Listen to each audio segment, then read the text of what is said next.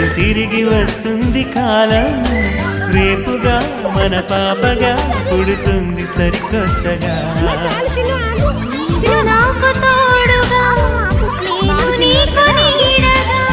ప్రతి రేయి తీయగా పిలుస్తోంది హాయిగా,